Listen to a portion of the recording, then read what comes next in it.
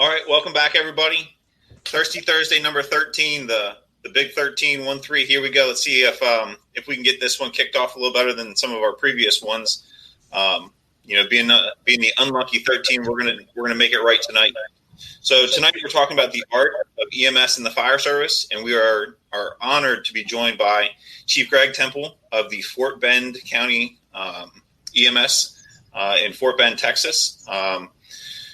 So as we typically do, first off, cheers, boys. It's always great to see you. You got to drink Gatorade, so yeah. Chief has to go from here to ride on a fire engine tonight, so he's gonna. We'll catch up and have our cheers another night. There you go. I like that. And Freddie Singer, for you working tonight in Berlin City, you can have that cigar. I'm going to drink my Natural Light. This one's for you, buddy. So, again, my name is Ben, volunteer captain, Salisbury, Maryland. I've been in the fire service in Salisbury for 13 years.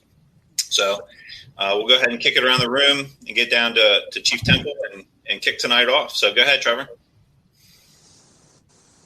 Great. Thanks, Ben. I'm really excited to have everybody on tonight. One of the great things that kind of ties us all together, the four blocks on this screen, is we've all worked for the same department at one point in our history. And Bobby and Graig especially have worked for not only the same department that you and I have worked for, Ben, at one point in time, but also they've worked for a very progressive EMS system as well and brought a lot of things to the table. And before we even go any further, I just want to say, how honored we are, Graig, to have you on tonight. You and I go way back, further back in the years than we probably care to remember. But there's a lot of things that working in Ocean City, we thought we were very much ahead of the curve. And, we seem to be one of the premier agencies in the state. And when Graig came to us, as young guy, kind of full of piss and vinegar, but very well experienced and educated, there's a lot of things that he brought to us that sometimes you get so far behind that you think you're in first place. And I'm not saying we were quite that bad, which we had a lot of things going for us, but Graig brought RSI to our department, Rapid Sequence Innovation, and that was something that we had talked about for years. We batted around and we really had tried, but until Graig came in and just had a completely different view and was very innovative and was able to get that to fruition, that brought us from a certain a level where we were doing pretty well to a level of excellence that we hadn't even considered. So, and Bobby worked for that same system, not only in a provider capacity, but also as a supervisory capacity. So with that, very excited to have these guys in here tonight. EMS is one of those things that a lot of times we're too cool to talk about in the fire service. I know I'm a truck monkey by reputation, but if you're going to do something, do it well, do it right. And the two guys in the bottom blocks of the screen, not taking anything away from you, Ben, but these are two people in the fire and EMS service that I look to and have quite a bit of respect for, to not only think outside the box, but to also innovate and bring things to fruition. So with that, Bobby, let me kick it over to you and for a little introduction and take us into Graig. Yeah, thanks, Trevor. Welcome, Graig. Good to see you again. I'm not giving my age away, but I got to see Graig grow up in the fire service from a small guy. 32 years in the fire service, and I guess tonight I need to qualify it with 28 years as a paramedic. Before I went to Ocean City Fire Department, I've been there about 20 years. I did 9.5 years in Sussex County, Delaware for Sussex County EMS, which was a ALS agency with chase units. And I did do 3.5 years as a captain or a shift supervisor up there. The one thing I want to kick off before we even turn it over to Graig, EMS has always been kind of the third soul in the fire service, mostly because it's pretty new. The fire service has been around since Ben Franklin started figuring things out. And, the EMS thing is, I guess, the 60s was where it really started kind of taking off, I suppose. But if you think about it, for all the calls we're going on and all these busy stations, every single station that puts themselves up as the top responders for a truck company or the top responders for an engine company, I guarantee you they're stacking it with EMS calls. That's just kind of how this whole game works. So one thing to take home from all of this is almost everybody in our country is going to be touched by EMS in their lifetime. Only maybe 1 out of 10 people are going to be touched by the fire service. So when we're going on these EMS calls, we're representing our fire department, our EMS agency, whatever it may be. And so it's just something to think about, is that, if we don't want to be there, we tend to not hide things well as firefighters. And if we don't want to be there, they know you don't want to be there. And that's a lot more harmful to us than not giving out the plastic helmet to the kid when they come by the firehouse. So we talk to these people all the time. I use it for pre-planning for fires and stuff like that. I use it for, checking buildings out and things like that. If we weren't going on EMS calls, we would really be much less familiar with our buildings, with our parking lots, with our ways around and things like that too. So, Graig, great to have you, brother. Go ahead with your introduction. Well, thank you. Thanks for having me, guys. I really do appreciate it. I've been watching your episodes over the past several weeks, and it was an honor to get the email saying, "Hey, come on and be on board with us." I didn't realize it was unlucky 13, so hopefully we do this well. But yeah, I've been blessed with a career in fire and EMS now for 30 years as well. Started off in 1990 as a volunteer in Delaware with Millville. Served in numerous capacities there. That led to my going to college in Virginia Beach, Virginia, where I got my paramedic. And then again, to kick it off, as Bobby, you mentioned, Sussex County EMS was really where I kind of dug my heels in, and for 8 years was part of that system who was just light years ahead of a lot of other ones. But my desire to be in the fire service, really, and to be a career firefighter, took hold, and Ocean City was the closest one. It's where everybody wanted to work, and that's where I wanted to work. And so I did enjoy, I'd say a short career there, another 8 years with Ocean City, but I absolutely was able to balance, and I hope that we're going to talk about this, as we discuss this, but really balance that love for both, for fire and EMS. In 2010, I moved to Texas, worked in EMS for a couple of years, started trying to finish my associate's and bachelor's in fire science. Was fortunate enough to land a position with the Anchorage Fire Department as an assistant chief of operations.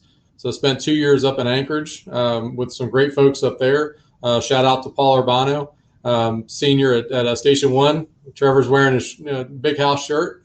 So that was, again, for me, growth-wise and leadership and the fire and EMS service was a great opportunity.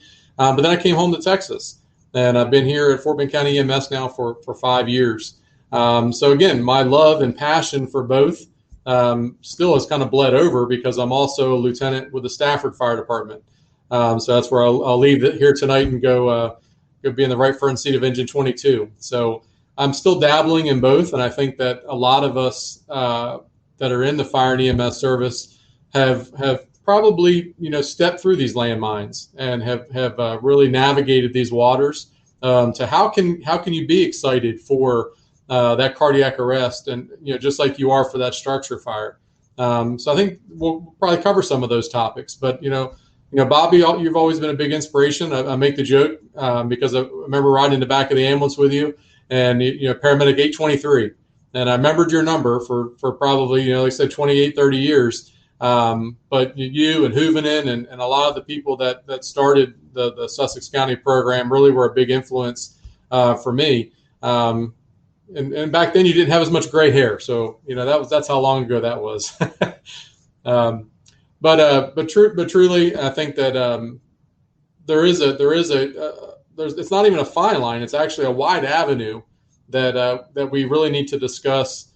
Being able to jump from the EMS side and the fire side, and being comfortable that you can have that discussion at the dinner table. It's not just about throwing ladders and running hoses and popping doors on cars. That you can have that same drive, determination. We're there to save lives. We're there to impact people and make sure that their worst day, it doesn't have to end that way. We can definitely intervene.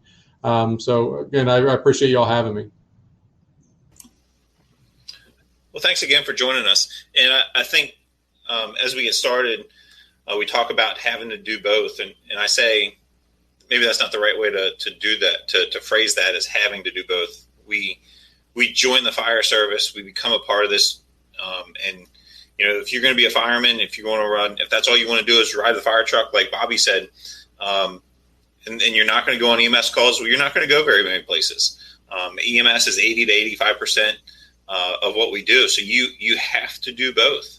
And in fact, if you're not doing both, you're doing a disservice to the fire service, because it's ultimately about taking care of people. So as we get started, and before we go much further, I do want to throw this picture up. Trevor mentioned it's been a while that we got to work with Graig directly. So I just wanted to share this picture. Here are the guys. They got some brand new scuba and dive training equipment. So just throw up the old picture from the guys back in the day. Still look just as great, guys. Look great. Well, that's a little bit of a throwback Thursday there, and one of Chief Temple's many talents, and the privilege I had to work with him over the years is, part of it was dive rescue, which dovetailed into not only the rescue end of things, but the EMS and a little bit of fire as well. I think certainly we both, our hairlines were a little more, forward back then, but what I really kind of want to start things off and say, there's so many variances of EMS that we have in the United States. We have fire service or suppression-based EMS. In the system that I work in, we're strictly suppression-based. We don't do any transport. Where I used to work with these guys on the screen, we ran all ALS units. Some places are hospital-based. Some people are third service. Some people are private. Some people are strictly an EMS service. And one of the great things about having these guys on tonight, especially Bobby and Graig, is they not only worked in all these different systems, but they were very innovative in these systems. And I had made a comment, and that starting out with the fact that no matter what we do, whether it's fire, rescue, hazmat, EMS, all of our skills are perishable. And we try to be the jack of all trades, master of none. We try to economize. And you can only be so good at so many things at one time and be that proficient. And to Graig's point, you need to have the same passion about that cardiac arrest as you do that house fire. Sometimes that's tough because we all have our preferences. But if we're going to do it, we need to do it right. And Graig, you've never been one to you're not a shy individual to say what you feel, and that's one of the reasons we have you on here tonight as well. Just to start out, I had made a comment in our preparatory meeting, I guess you'd say, to say, I observe a lot where, in Ocean City, we were about load and go. Let's do as much stuff on the road as we could because our hospitals weren't very close by. We tried to do as much stuff on the road as we could. But one of the comments that I made was that in my experience, I had never cured anyone in the back of an ambulance. I'd either made them better or I'd stabilized them, but I hadn't cured them. And Graig and Bobby both brought up great counterpoints to say, well, yeah, that might be true in part, but let's look at that 3 p.m. versus 3 a.m. call to go to a stroke center versus a comprehensive stroke center, or are we doing the right thing by the patient, or are we doing the thing that's most convenient for us? So with that, looking through the glass of being in a system where we were fairly busy. You guys remember how it was. We'd run a dozen calls before lunchtime, and that was only partway into the shift. But as 3 a.m. rolled around, our level of acceptance, tolerance, or professionalism might have been let's be honest about it. We probably didn't hold the same level as we probably should have, just because we got worn down, we got tired, and we thought more about us than we did about the patient at hand. So with that, whichever one of you guys wants to kind of take that on first. Bobby and Graig have some really great insights on this, and I mean this with a song in my heart and a smile on my face. Neither one of them are spring chickens in our service. They've been around the block a lot and have every reason to be grumpy old men, but they're not in this service. They still look at the service model. So with that, let me pitch it to you guys based on that comment and conversation we had the other day. Can you guys take that a little further? Yeah, I'll start off, if that's okay, Bobby. It's, I look at it like I showed you guys the Firehouse magazines during our prep meeting, and out of that magazine, there's one page dedicated to EMS, right? And even on your day-to-day shift, it's much easier to get your firefighter paramedics, or firefighter EMTs to go out and, hey, let's practice throwing ladders, or hey, let's practice running that line or that long line, or let's practice with the Hamatro tools, or whatever. It's easier to have them go out and practice with those things than, hey, let's put the Lucas device on, or hey, where are our comprehensive stroke centers, or where is the trauma center, or if we have a patient, when you do a review, let's look at the care that was provided and what decisions really that we've made that can help that person in the long run. We'll tear down a structure fire scene 3 days a week. We'll talk about that and about who screwed up, pumping the line, or who didn't run this, or who didn't throw a ladder.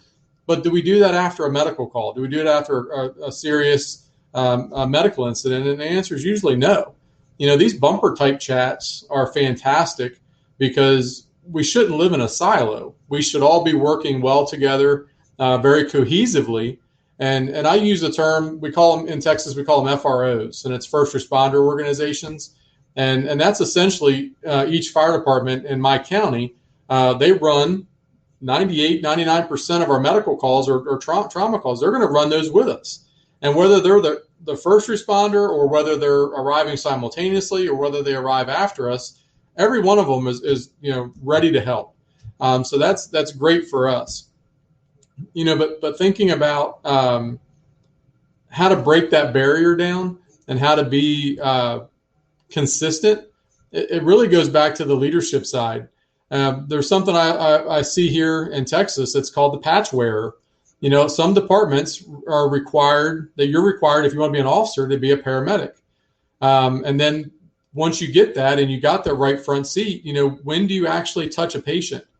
How that's great that you're, a truckie or an engine guy or a rescue guy or whatever. And you're really dialed into that, but are you up to speed on stroke care? Are you up to speed on mechanical retrieval of clots? Do you know what the difference is between, this medication and that medication? Have you seen excited delirium? How are you going to treat it?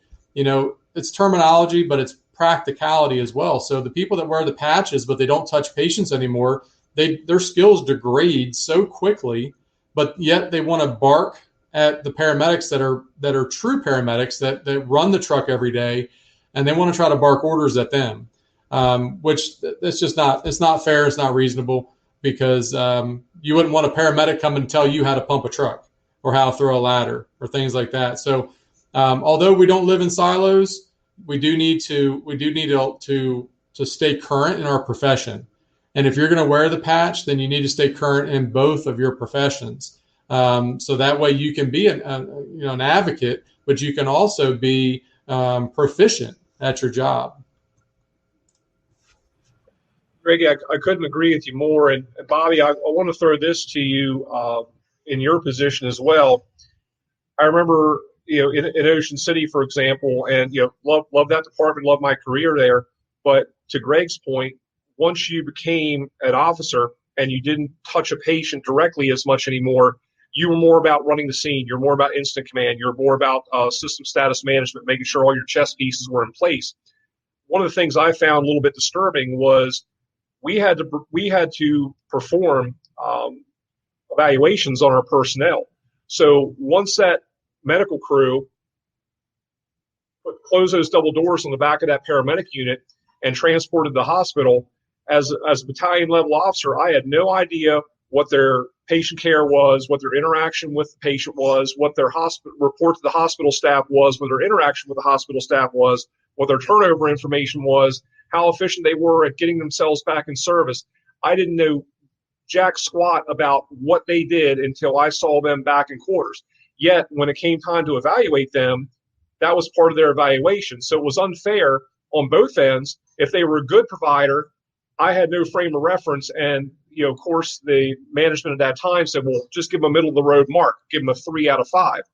Well, I got to throw the brown flag, the bullshit flag on that one, and say, well, that's not fair to a good provider who did an excellent job. And it's not fair to a mediocre or piss poor provider who didn't do a great job and got a better mark than they should. So, Bobby, can you talk about that as somebody who's kind of, you're on both ends of that spectrum? not only working the units, but also running the battalions, of how you keep yourself involved and how you kind of keep a good focus on the basically what I'm trying to say is sometimes our performance and our perspective of how we do are completely different. So how do you balance those things in the position you're in, Bobby? That's a great question. I think the first thing I have to acknowledge, or we all have to acknowledge, is if we train in two disciplines, then we're not going to be as good in either one. And that is the reality of all of this. But, if we had enough funding to have a full EMS service complement and a full fire and rescue complement, that's what would be happening right now. So the reality of how we ended up here has a whole lot to do with just the fact that we can't afford to have both agencies in most places. That's kind of how we ended up here. But I do acknowledge that when I was working in a pure EMS system, I was more on top of my EMS game than I went to a combination system where we did both. However, the interesting thing about it was I really, I did 10 years in Sussex and went to Ocean City, was very excited to be there. It's really cool when you're doing a vehicle extrication or you're taking care of somebody that's come out of house fire to know your EMS, because it makes you more well-rounded as a firefighter in general. You know kind of what's going on. I know when I worked up in Sussex County, there were often conflicts, and it's gotten better through the years, but there were often conflicts about the guys that did vehicle rescue never touched real patients. And there's a big disconnect between this guy has to come out of this car and has to go to the trauma center now, and the way we taught vehicle rescue with a very specific way of doing things to protect the spine. When the paramedic's screaming, the spine's not going to kill him. The spine's not going to kill him. So, to evaluate people on both is just really, really hard. Luckily I'm fortunate enough that I get to ride on the medic unit as well as on the battalion chief buggy. So I get to kind of do all of those things. And I get to see people kind of in action. But I got to tell you, it's tough, Trevor. I don't really have an answer because I think that a lot of what happens to the skill of our people has to do with how much they care about a particular thing. So if they don't care about EMS, it just shows on everything they do on calls, if you're just trying to break even on that. Vice versa, we got people that are strong in EMS that aren't as strong on the fire side. And it's the same exact thing. You can tell, where people want to be. Unfortunately, in this climate, we have to be able to at least, I think Graig said it best, professionally be able to do both is kind of where it's at. And what it's forced me to do on the fire side is really limit what I train on. Try to bring it all back to the basics, because you have to try to be good at both, but there certainly can't be as great at one or the other if you're doing both. But that's just the reality of us. So, Graig, go ahead. You get ready to say something there, buddy. I was going to agree with you that it's both you and Trevor. I mean, it's very difficult. I mean, I'm glad that I don't do the evaluations of our staff, because what I see is even further more removed from the day to day. So that's why our battalion chiefs are doing the three, and we actually allow a 360 review with our paramedics. So they're evaluating themselves. It's them being reviewed by the battalion, et cetera. But proficiency as a technician, okay, the Band-Aid goes sticky side down. You get 100%. You start the IV, the sharp end goes in the skin, right? Those are technician level areas that you're getting graded on. But truthfully, we really should expand that proficiency out, and look at why we're doing what we're doing. Does the IV save the person? No. Does giving them a liter of fluid save the person? No. But does knowing that the person's got an internal bleed, that they need to go to a surgical trauma center? Do we need to call aviation? Those types of things. Do we need to carry a TXA? Do we need to do a pelvic binder to try to help limit the blood spread? Knowing the physiology, just like you would in the fire service, on how a balloon construction house is going to burn. You got to compare those two, and that's part of the reason why I really like this episode, is because a lot of what you do on the fire side is applicable in EMS and vice versa. You know, for those that are absolutely just hell bent and driven to, I'm just going to be a firefighter and I don't care about those other things, you've really lost the mark, you know, because services are moving towards EMS based. You know, 85, 90% of calls are EMS based.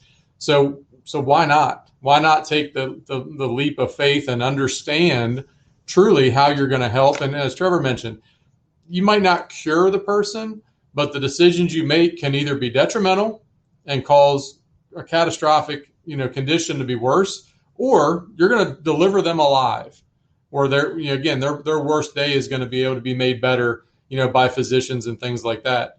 But it's truly, I hate hearing people complaining that, oh, I've got to ride the ambulance today, right? Or I've got to run that EMS call. Okay, it's another response. You know, you have to have that compassion and that empathy for the person calling 911. You know, just like someone's house is on fire and they teach us in salvage and overhaul to try to protect people's belongings, compassion and empathy.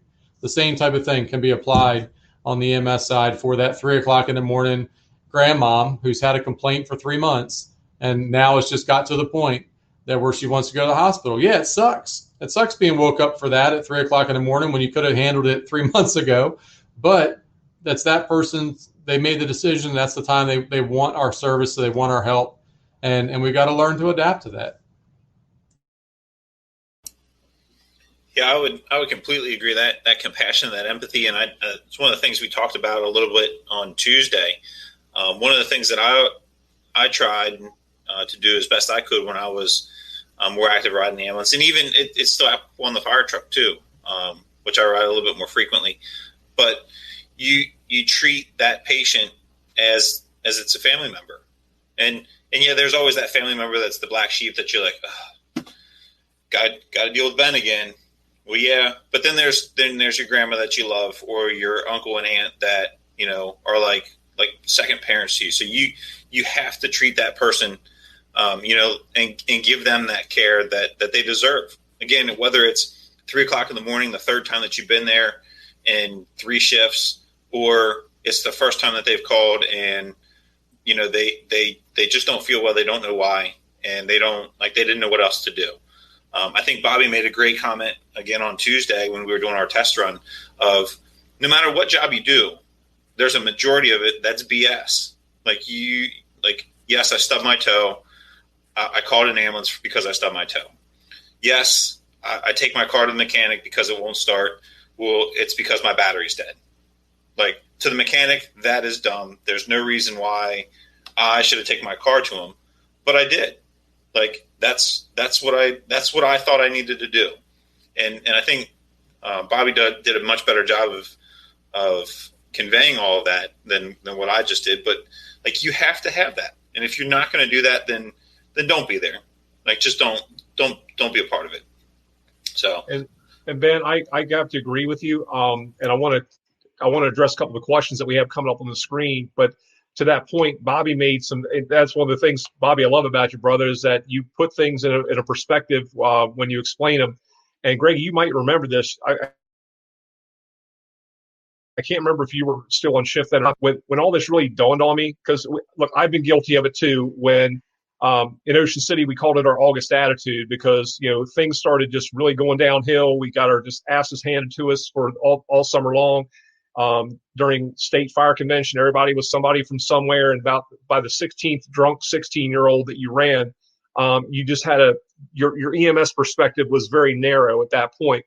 And I still remember going into a Royal Farm store for lunch when we were on Engine 4, and going up this just after they had done the touch screens and punching in the order, and the guy behind the counter started mumbling and grumbling behind the sandwich counter. I'm like, hell's his problem? Kind of let it go. Well, the next person on our crew punched in their order, and it popped up on his screen, and he's like, God, son, you know, he's cussing and carrying on. What's this guy's problem? Do you have Tourette's? What's the deal? Next person on the crew, and this is when we had 4 on the engine. This is how long ago it was. But anyway, so as things went on, I mean, the guy went in the back room, and he was literally throwing stuff and pissed off. I'm like, okay, what kind of asshat goes to work at a sandwich shop and gets pissed off because he has to make sandwiches.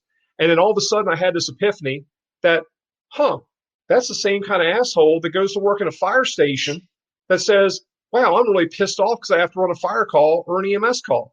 And yeah, we all get our egos and attitudes, but to that end, it's trying to put it in perspective. If you're a garbage man, you can't get pissed off because there's garbage in a trash can. If you're an EMS or fire person, you can't get pissed off because you're going on a call, and you have to frame every call as its brand new thing.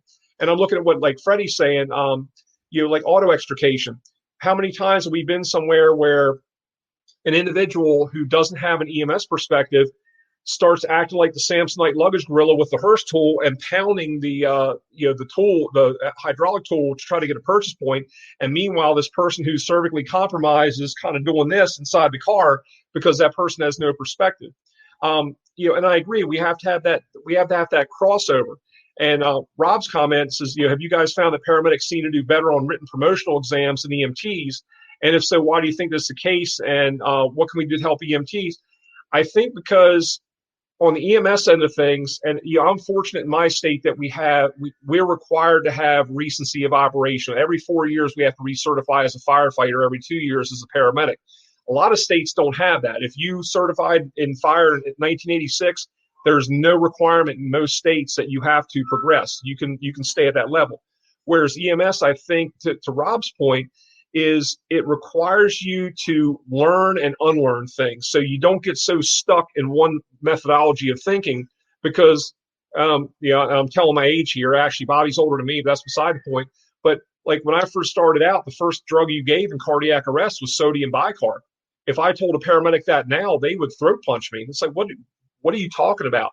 And then, it goes, a lot of things go full circle. So to that degree, I think that when you have people who've gone to the paramedic level, they have the ability, not that they're any better or smarter or anything else, but they have the ability to think more critically.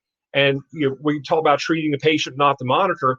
But think about when you're at an EMT, or back in Maryland when we had the EMTI or CRT level, it was, if this, then that. If you see this, do that. And you really didn't know too much why. You were more of a recipe medic.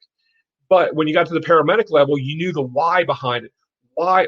What is the etiology of this disease process or this medical process? And you had to think your way through it and say, okay, why is this happening? Not just, okay, Mongo see this, Mongo give this drug, push drug, and things get better, things get worse. So I think, Rob, to your point, that is probably why the people on the ALS end of the world, whether an EMTI or a paramedic, have been taught to think more critically and kind of think outside the box and figure out the why behind something versus just being strictly a process and a methodology based or a recipe medic. Yeah, I agree to that. It's with Rob's question, I think that's exactly what I wrote a note. I'm like, okay, so first about the research, that's another probably a sore subject with me, both in fire and EMS, is that, the firefighter side, unless you are in a state that mandates that type of research, the day you get your certificate, you hold that forever. But things have changed in the fire service. The way we do fire attack, the way we do ventilation, the way we approach scenes, hazmat, all those things change. So you have to stay current in that, just like you do on the medical side. But the thing that frustrates me is that some states, and Texas is one of them, essentially you could do probably 90% or more of your research all online. And by simply watching a video, doing a target solutions thing, or whatever vendor you use. But you basically, you could do it all online. You don't have to attend anything in person. You don't have to speak to a physician or a clinical educator or anything like that. But yet you get to check the box. And you get the research, you get the new card in your wallet, life is good. But I like your point, Trevor, about critical thinking. I think that is true, that fire officers that are paramedics have been taught to, study better, because you have to really put your nose in the book to pass your paramedic, but it teaches them how to study better on the officer side as they're reading the IFSTA manual and going through their chief officer criteria and things that they're studying. So it's maturity. I think as being a paramedic and having the maturity of taking care of your patients, it's the education side. It's making sure that you've got your college background or critical thinking skills. So it's a culmination of all of it. It's not, you're not dinging the EMTs, because the EMTs can absolutely be successful in this as well. But you have to know why you're doing it.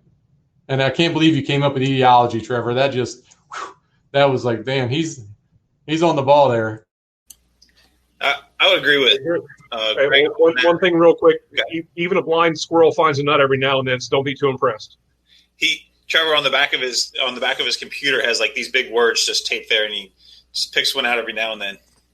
Yeah, I've got it off screen. I got this word of like paramedic and officer level words that I'll use every now and then. I don't know what they mean. I'm kind of like hooked on phonics. I'll say them, but I have no idea what they mean. But Graig, I'm going to put you on the spot real quick. You talked about those FROs, was it first response organizations? I'll take you back to your diver days. Do you remember what a BFR is? Never mind. Okay, moving on. We can explain that one later.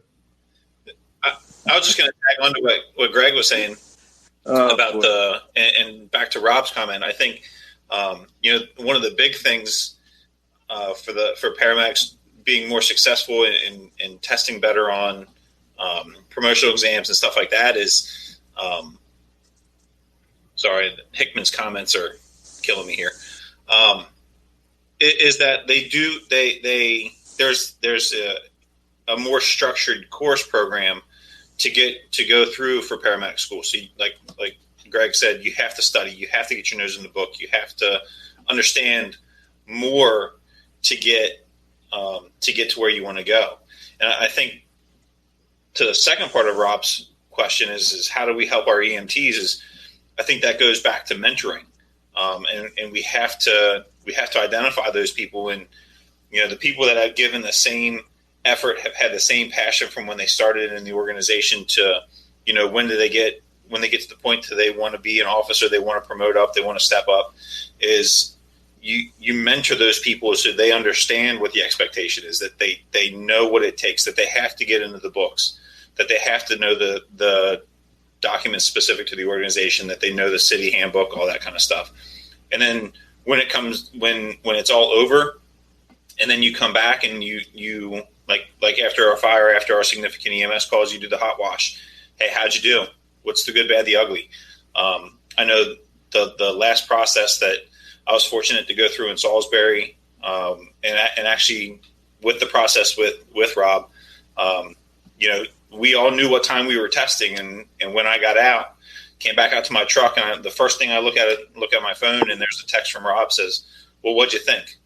And that conversation there is all a part of it too. So, spending that time to make sure that those people are prepared when they go into that process. And I think that could actually lead into a whole other show on a part 2 for the promotional process, is talking about a formal education and all that kind of stuff. But that's a topic for another day.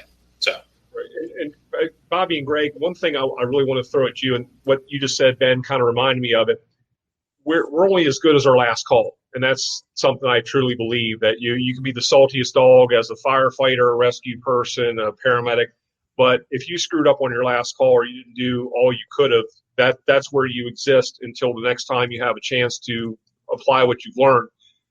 What from your experiences, not only through the different departments and EMS only, suppression based, and everything else, what do you see as the true benchmarks of a good QA, QI program versus, I know, Graig, you had mentioned the other night during our prep meeting, in Ocean City, when we first started out with QA, QI, we called them dot cops when we used to fill in the bubbles on the forms.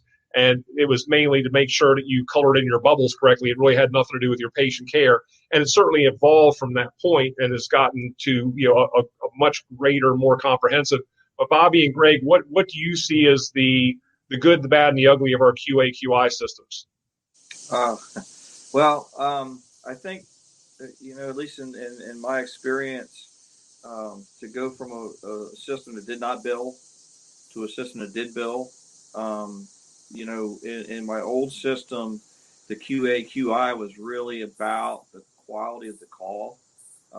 We may not always agree with our reviewers, but it was about the quality of the call. And unfortunately, for those systems that bill, it ends up being a whole lot about billables, filling in the right blocks and the right things and getting the right signatures and things like that. I think the QA/QI is just a feedback. It's just, I really wish hospitals would give us more feedback on our patients, but they don't. I wish every single call we should get a thing back. This was their admitting diagnosis. This was their discharge diagnosis.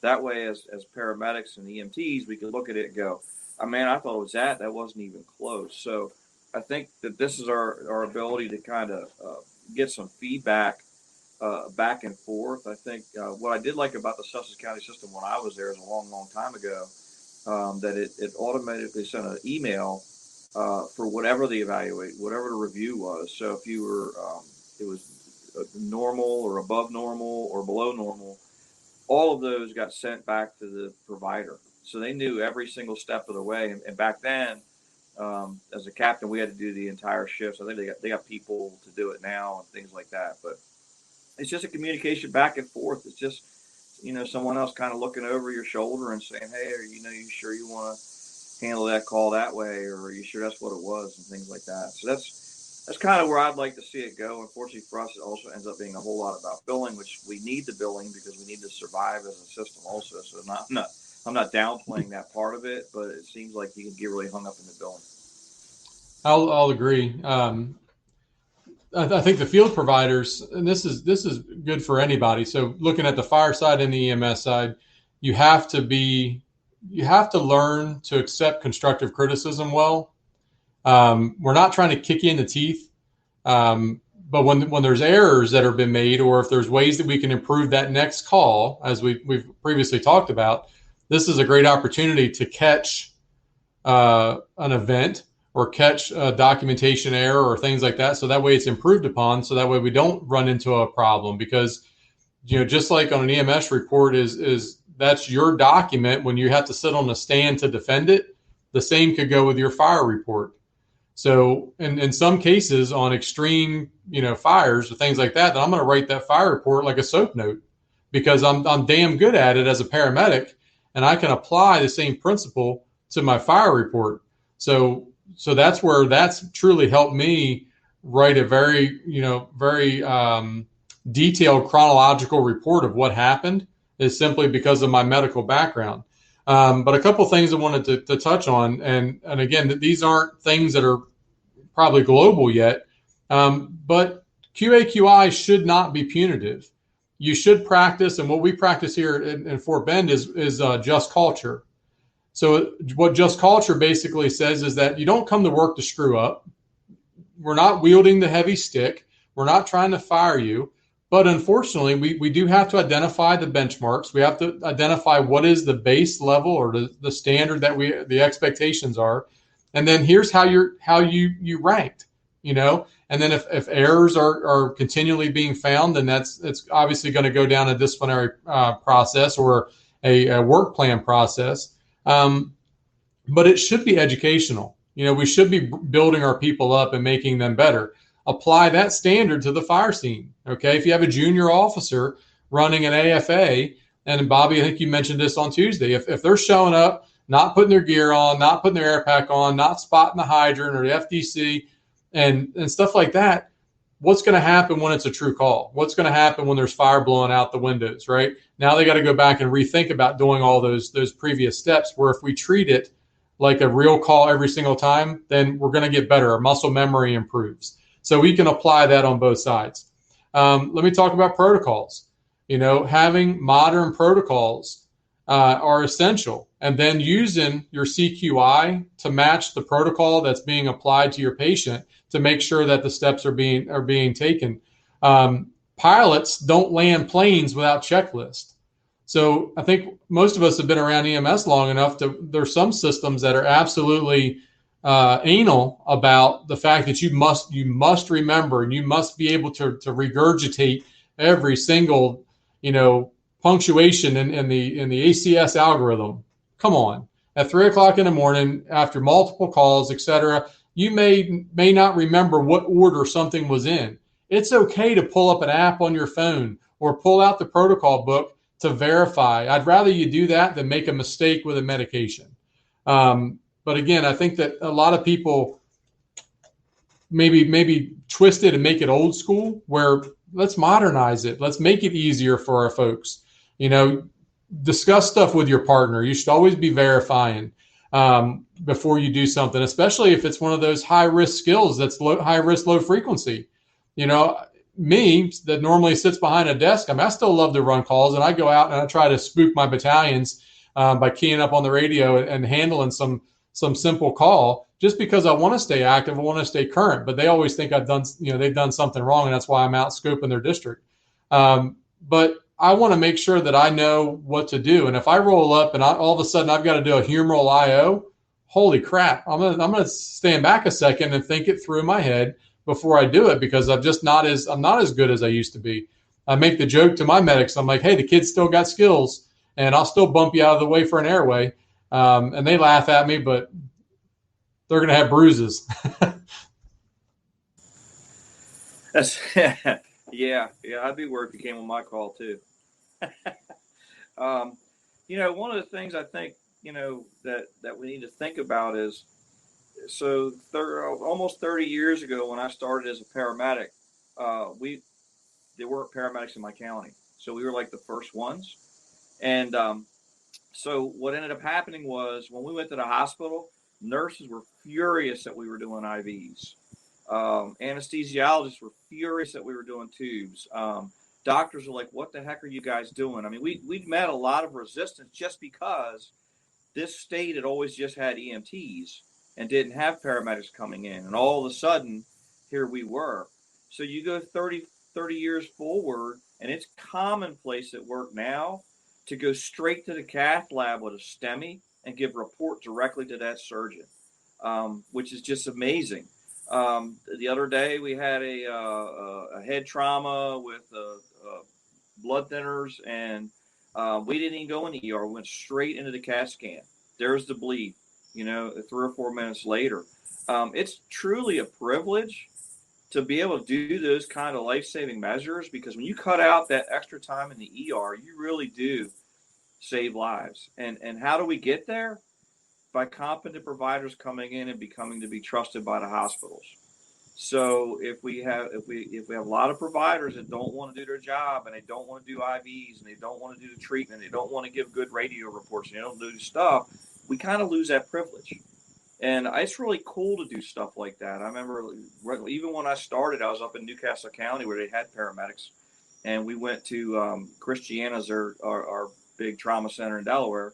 We went to Christiana, and their ER was wrapped around an OR.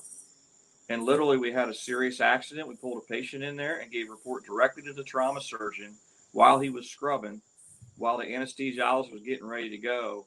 And that's the stuff that we earn by being decent in our job. And the one other thing that Graig wanted to talk about a little bit, what does it matter? What does it matter to us to care about EMS? Well, in the fire side, I always like to look at it from the victim's perspective. The fire service in general tends to look at things from our perspective. The inconvenience of the call for us at 3 o'clock in the morning, the inconvenience of running multiple calls all night long, the inconvenience of us driving long hours to go to the job we wanted, the inconvenience to us of the homeless guy that calls over and over again, and when you look at it from a performance perspective, why I might have a big bug about 2 in, 2 out on the fire side, or whether you hit a hydrant or not, and the timing of all that kind of stuff, is because none of those things are for the 8-year-old in flannel pajamas we need to go get. None of those things. Those are all for firefighter safety, which we need to be safe. But we have to gauge safety versus taking care of the community. We can't just have it so safe that the community gets no fire service anymore. So how do I talk about that in the EMS? Put yourself on a vacation somewhere. And unfortunately, that is the day that you have that big MI. You have that big STEMI. Who the hell do you want to come? Who do you want? You want the guy that got delegated, had to ride the ambulance this month, that has no interest in being here, that says a hospital can fix whatever you have. I'm going to go to the closest hospital, even though I don't have a cath lab, because they can take care of you. I mean, I think from a victim's perspective, it's real simple why you should get fired up about EMS and fire service deliveries, because if we were a victim, what would we want walking through our doors? It is, you cannot hide not caring.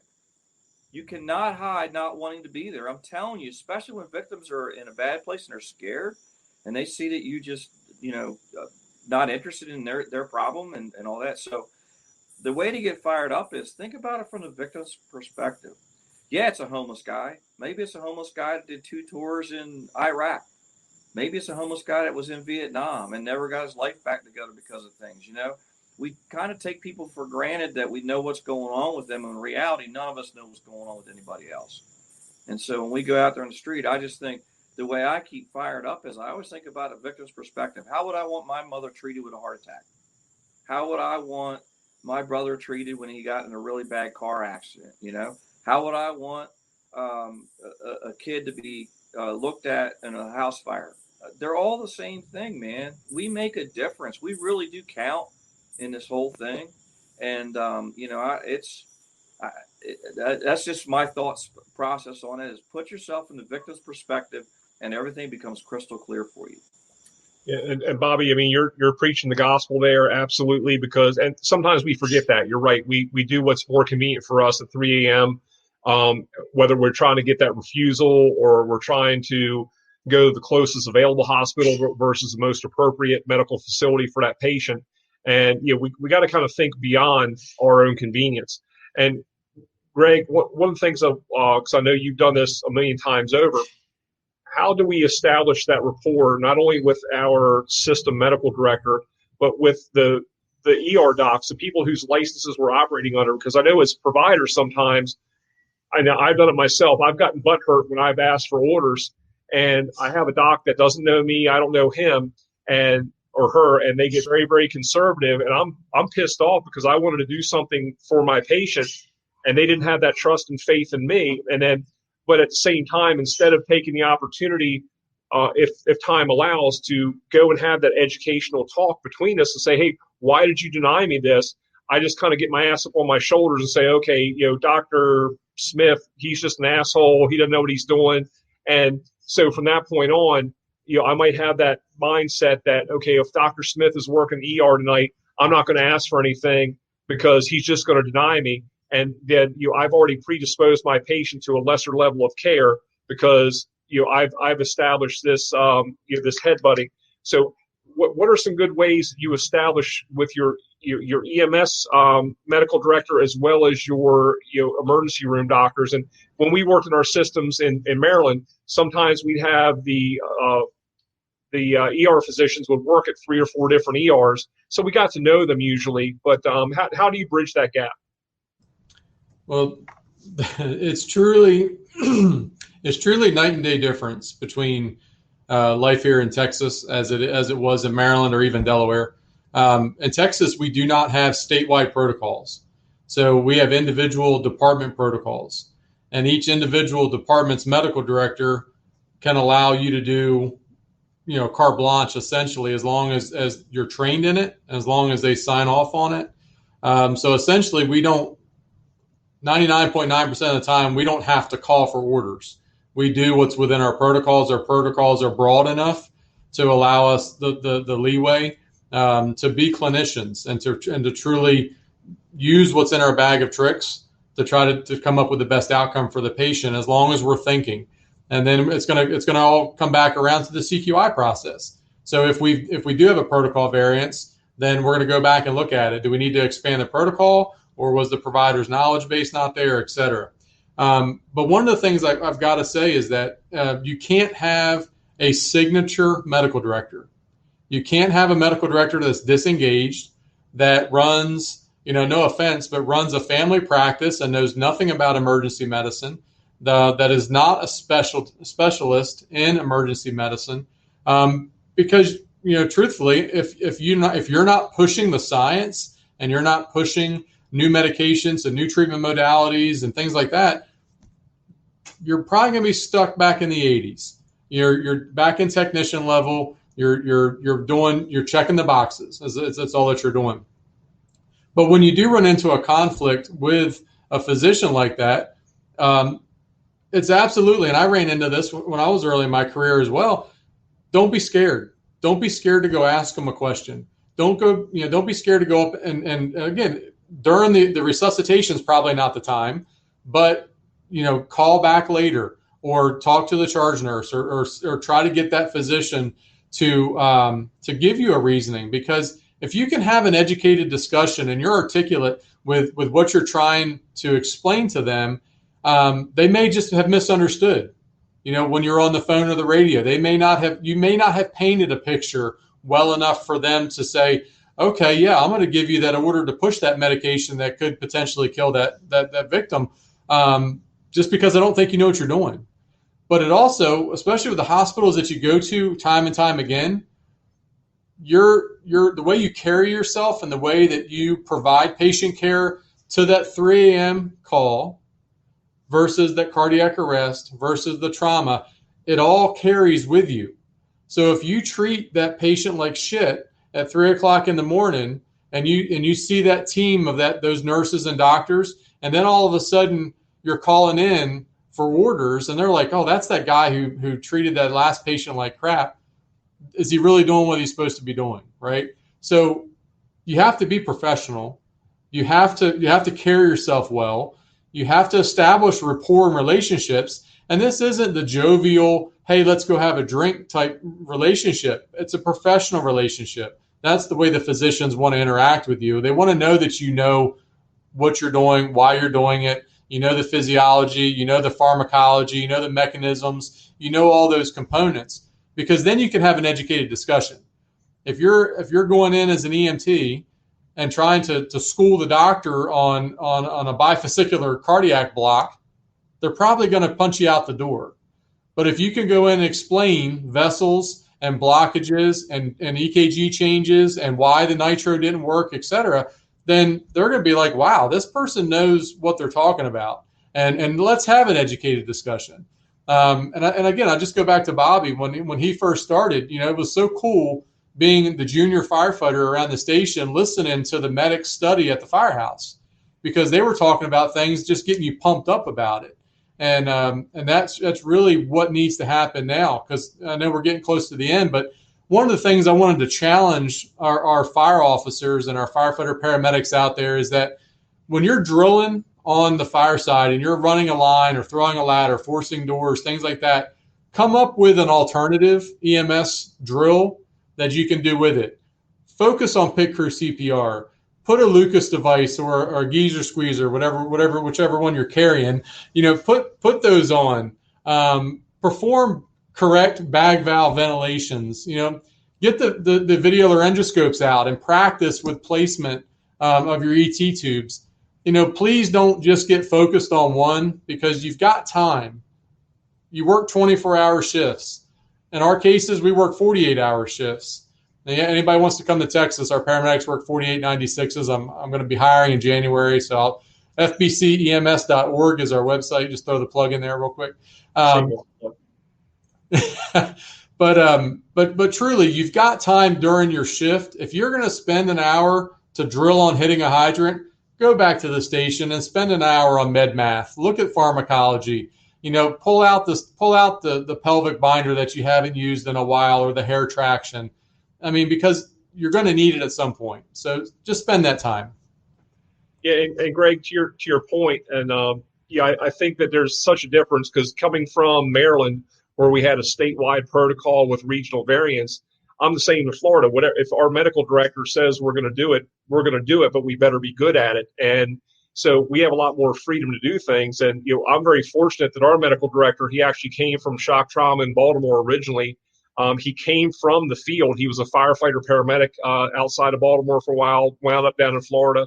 And love the guy. He comes in and we have a great rapport with him, and he gets our guys pumped up. I mean, when he comes in, I had him come to our last staff meeting just to have a Q&A session, and he just spontaneously breaks into this training thing for 15 minutes and gets the guys all pumped up. And plus, he's obviously from the fire service. I mean, he uses the F-bomb like a comma. So, you got to love the guy. But you're absolutely right. And we also have to kind of get over ourselves a little bit, because, and I've been guilty of it as well, where you have a doctor that you've never heard on the radio before, brand new guy. That guy has a first day on the job too, just like we did. So his comfort zone might be very, very narrow. He doesn't know me. He doesn't know anything about me, my background, my training. my capabilities or limitations. So if that guy's ultra conservative with what he or she's allowing me to do, I can't get butthurt because that might be where they are. So again, instead of focusing on, on my fragile ego, I need to look at the patient and say, sir, ma'am, this is what I have. Here's what I've done. Here's what I see the projected patient outcome to be. And this is what I'd like to do if we're in a system where we have to go for the orders. And it's up to them at that point, and we can have that conversation later on. But Graig, I agree with you wholeheartedly. We have to be the adults in the room and be able to have that difficult conversation and ask the why behind it, not in a confrontational way, but just in an educational way. We might get the answer we want. We might be treated like some peasant, and we just have to get over that, because you guys know how it is just as well. You go into some ERs and you'll have a doctor with a chip on their shoulder, and they know nothing about pre-hospital EMS, and they don't care about what we do because they think we're a bunch of knuckle draggers. Or you fly in on the helicopter to shock trauma, and you've got the trauma surgeon going, "Hey man, come here. Check this out. Have you ever seen a internal cardiac massage before? Come here." And they're taking your hand and sticking it in the patient's chest and having you do it. So it's a huge difference sometimes between teaching hospitals versus just your general hospitals, and people are people. So Graig, I agree with you 110% on that. We just have to have the difficult conversations and look to make ourselves better.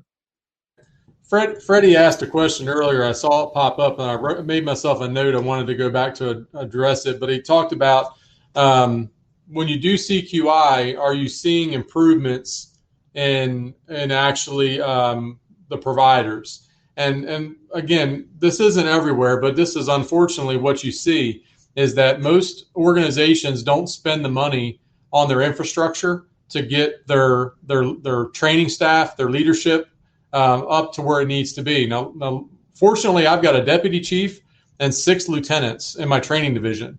And what they do with CQI is that if we identify that we had a problem or an issue or an error or even just if it was a wild call, the battalion and one of our lieutenants will go out to sit with the provider. They'll walk through the report.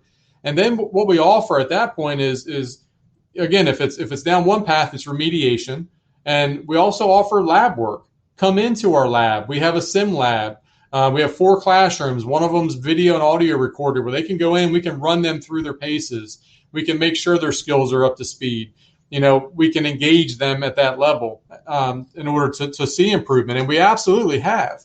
Now, unfortunately, not all systems have that. So sometimes you have to take the initiative on your own and go find an FTO or go find someone that's a senior person on your shift or in your department, and go to them and say, "Hey, I'm having trouble with IVs," or "Hey, I've missed the last 3 intubations," or whatever, and walk me through. Look at what I'm doing. Get a Fred the head out and practice intubations.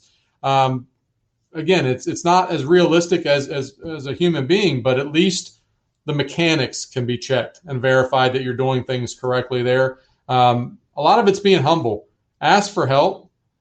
Have grace. Admit that there's areas that you can improve upon, and get that help, because again, whether it's flowing water with a smoothbore nozzle or whether it's starting IVs, again, draw your own comparisons, but it is very similar. But before we get going on much more, I'm going to jump in. We're just over an hour, and I know Chief Temple has to get to Lieutenant Temple, so we're going to kind of wrap it up. So, Trevor, you want to go first, or you want me to come back to you?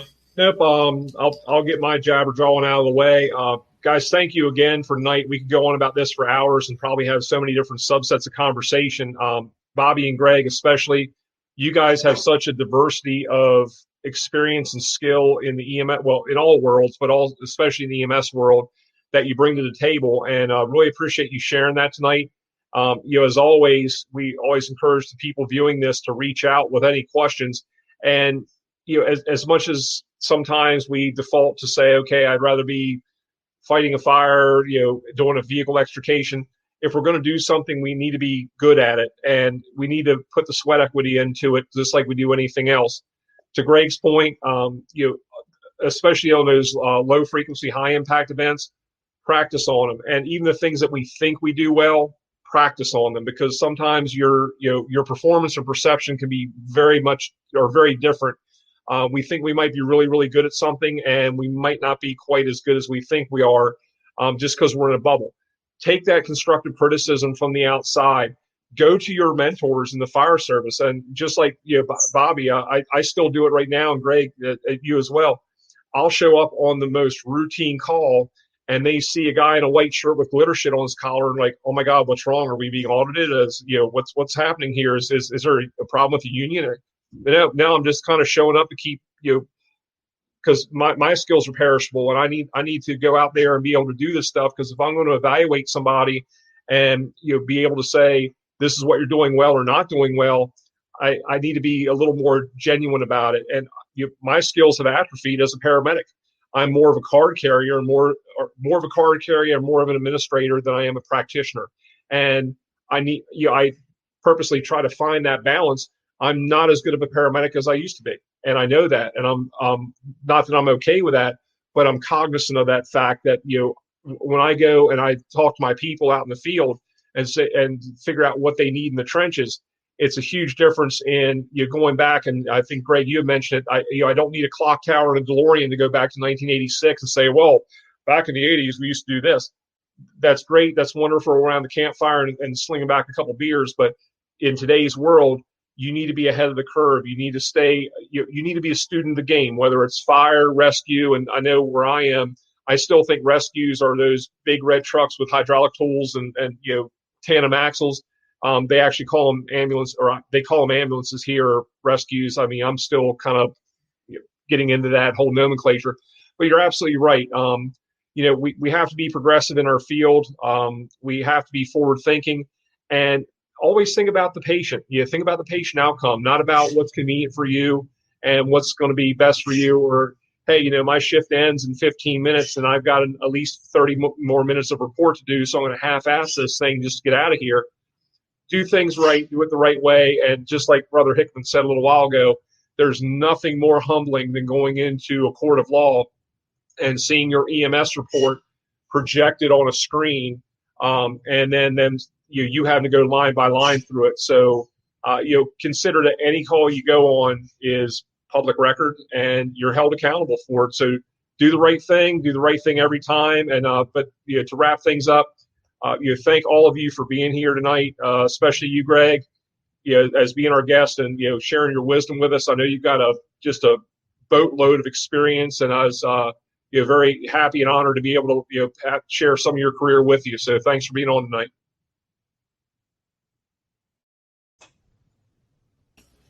Bobby? Well, Graig, thanks so much for coming on, man. It's actually a pleasure seeing you last week, too. You came back home to visit for a little bit. That was cool. Really nice to see you. And the last thing I want to talk about is I think some of the hesitation in EMS that I see in the combination departments that run both is people become scared of doing the skills. They become nervous about it, so they downgrade calls to BLS that probably should be ALS. They avoid those types of calls, just like running lines. Someone said earlier about not putting your gear on and not setting up and not flushing the hydrants when you go to automatic fire alarms. And when it's on fire, what happens? It's the same thing here. If you start just doing more and more skills, you're going to get better at it. So to all my brothers and sisters out there that are riding, do more skills, make more people ALS, start more IVs, do more things, and then it will just simply get better for you. But you're not able to hide when you're hiding a call like that. Everybody else knows what's going on. So just do it. Just go out there and do it. Take care of people like you would your family member. And I really do appreciate Chief Temple coming on. Appreciate you guys for discussing this topic. This is an important topic in the fire service. So thank you very much to all. Thanks, Bobby. Graig? Yeah, it was definitely a pleasure just reconnecting with you guys. It's been a few years. Trevor, I've been in Florida twice now and just haven't been able to get across to see you yet. But that'll change my next visit if you end up there anytime soon. But it's always been a passion. I kind of made a joke on Tuesday when we were warming up for this that it's okay. it's okay to admit that you like both, especially for our fire service brothers and sisters out there that just get ragged on by the other people on their crew. It's all right. It's you're going to survive. You'll get through this. We hit all the major topics. I think that we wanted to cover as far as this can be a career. It's not just a job. It's not just something you're going to do for 3 years and move on. Make it a career, but advance. Do yourself justice. Go back to school. Continue your education. Those types of things as well. We have a huge special operations. We didn't even touch on tonight, but we have a huge special operations division here with tactical medics, bike medics, tox medics, things like that, because you can get in a rut. You can get in brownout phase, and just do what you can to avoid that by dabbling in other things, especially if you're in a dual system where you have fire and EMS. Try to get transferred to your truck company or rescue company or your engine company, off the ambulance for a shift or so. Rejuvenate yourself and then get back into it. Don't waste your time so much at a lot of these t-shirt shows, these conventions and things like that. Go above and beyond. Look for things that are local. Look for resuscitation academies. Look for go to Pinnacle. Go to the ASM course. Broaden your mind about EMS in general, so that way you don't get stagnant. But I can't appreciate thank you guys enough for inviting me to come on. I hope that the viewers got something out of this. Again, anybody can reach me through social media, through our website, etc. Give me a shout if you have any questions. Thanks, Chief. And just to kind of finish it up and wrap us up here and take us out. Again, thanks, Chief, for joining us. It was a great conversation. I think that was one of the fastest moving hours, hour and 11 minutes that I remember of our conversations through all of these. I would say that number 13 is a lucky number for us because it was fantastic. A lot of great information, a lot of great comments. So it was very well. It went very well. Like Chief Temple said, if you guys do want to get up with him, Fort Bend County EMS on their Facebook is phenomenal. They've got a bunch of great stuff coming through there, so make sure you go check them out. And as always, feel free to give us a shout or a follow too. All of our social media stuff is scrolling across the bottom. So if you don't, or if you haven't yet, and you like what you see, there's our stuff to watch us and follow us and all that kind of jazz. And feel free to reach out to any of us individually if there are some questions, something wasn't clear, or you want to see a specific topic. We are always looking for topics and what we're going to do next. So from all of us, Thirsty Thursday 13 is in the books. We'll be back in 2 weeks. In between now and then is September 11th. So always remember our brothers that have fallen, both on 9/11 and those that have passed since due to the 9/11 cancer and everything associated with that. So keep them in your thoughts and prayers as we go on from now till then. And we will see you back in 2 weeks. Thanks again for joining us, everybody, and have a great night.